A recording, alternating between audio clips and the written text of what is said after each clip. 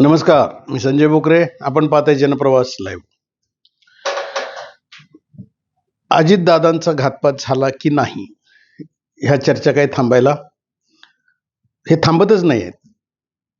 रोहित पवारांनी हे प्रकरण जोरातच लावून धरलेलं आहे. काहीतरी पुरावे असावेत असं वाटतंय, परंतु त्याच्याही पेक्षा आज विश्लेषणाचा एक मोठा मुद्दा समोर आलाय. तो म्हणजे बाबा बागेश्वर आणि बाबा बागेश्वरांच्या धामकडे काही कार्यकर्ते रवाना होत आहेत. ह्याच्यावरच आज विश्लेषण करायचंय. म्हणजे हे प्रकरण कुठं कुठं जाणार आहे आज. आता बाबा बागेश्वरांच्या ते आपण सगळं बघतोय, ते पर्ची काढतात आणि ते लिहून देतात. म्हणजे कोण आहे त्याच्यातला आरोप, कोणी हे केलं, हे सगळं ते देऊ शकतात असं ठाम विश्वास कार्यकर्त्यांना आहे. आता ह्या चर्चा आहेत आणि काय आपल्याकडे काय होऊ शकत नाही. आता मला असंही कळालं की मध्य प्रदेशकडं त्या बाबा बागेश्वर धाम, ते काय छत्रपूर गाव आहे त्यांचं, तिकडं गडा काय काय त्यांचं आहे, तिथं ते त्यांच्या अपॉइंटमेंट सुद्धा त्यांनी मागितलेले कळतं. म्हणजे कळतं हे मागितले आहेत आणि ते काहीही करून हे प्रकरण धसास लावायचंच. आता त्याच्यामध्ये बाबा बागेश्वर कितपत रस घेतात आणि तिथं समोर त्यांना बोलवतात का, कारण आपण त्यांचा तो दरबार भरलेला असतो, तो पेंडॉल सगळा कसा मोठाच्या मोठा असतो आणि तिथं नेमकं ह्यांना बोलवणार का ते बाबा बागेश्वर, आणि ती पण पर्ची काढणार का. आता हे सगळं बघण्यासारखंच असणार आहे. पण रोहित पवार याच्यावर विश्वास ठेवतात का. कारण अंधश्रद्धेच्या विरोधामध्ये हे पवार घराणं कायम आहे. पवार साहेब तर अंधश्रद्धेच्या विरोधातच असतात. आता दिवंगत आर पाटील हे सुद्धा अंधश्रद्धेच्या विरोधात होते. स्वतः अजितदादा अंधश्रद्धेच्या विरोधात होते. मी देवपूजा करायचो नाही, करत नाही, मी जनतेची पूजा करतो, हे अजितदादांचे शब्द होते. अशा वेळेला बाबा बागेश्वरांच्याकडे कार्यकर्ते जात असतील तर त्यांना हे थांबवणार का, आणि त्याच्यावर विश्वास किती ठेवायचा. शेवटी कायदा कानून हे सगळं आहे.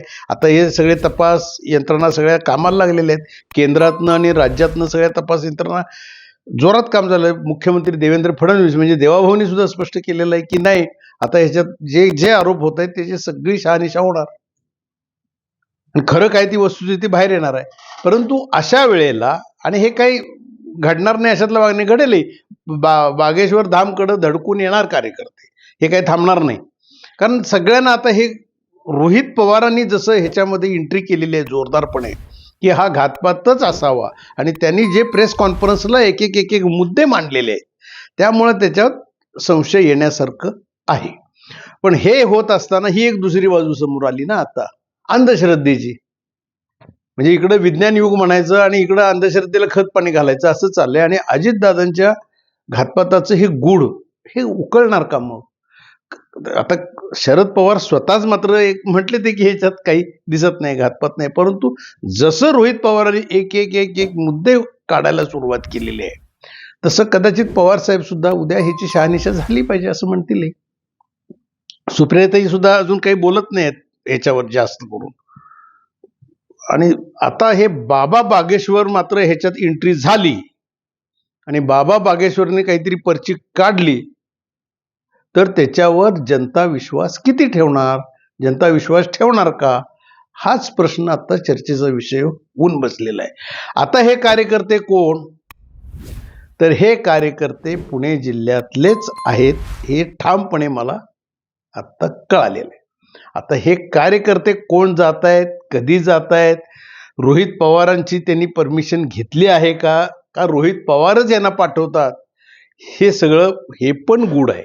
अजितदादांचं जसं घातपाताचं गूढ उकळणार म्हणतोय, तसं आता बाबा बागेश्वर धामकडे हे पर्ची निघणार का, हे पण आता गूढच दिसायला लागलेलं आहे. का तर कार्यकर्ते कोण समोर येणार, पण जाणार एवढं नक्की, आणि ती पर्ची निघणार. बघूया काय काय होतंय. ह्या आता काही दिवसात मात्र अजितदादा घातपाताचं गूढ काय आहे, खरं आहे का खोटं आहे, शासनाला सुद्धा ही आता आव्हान झालंय. शासनाला सुद्धा हे सगळं आता बघण्यासारखं असेल, विचार करण्यासारखं असेल, आणि राजकारणाला कलाटणी देणारं सुद्धा असू शकते. कारण जरांगे पाटील सुद्धा याच्यामध्ये आता थोडं आक्रमक दिसत आहे. अजितदादांचं हा घातपात आहे असं जसं रोहित पवारांची एंट्री झाली तसं राज्यात एक वातावरण तप्त बनत चाललेलं आहे. आणि रोहित पवार उच्च शिक्षित आहेत, उगीच असं ते उतरतील असं वाटत नाही आहे. आणि पवार कुटुंबियांना, सुनेत्राताईंना, पार्थना, जय पवारना सुद्धा हे जर का असं असेल तर ते सुद्धा गंभीर आहे ना, ते सुद्धा म्हणणार ही शहानिशा झालीच पाहिजे. कुणाला राग येणार नाही आणि कोण गप्प बसेल हे असं घातपात असेल तर. त्यामुळे ह्या चर्चा चालल्यात, पण त्याला एक दुसरं अंग आलेलं आहे, ते म्हणजे आध्यात्मिक अंग आलेलं आहे.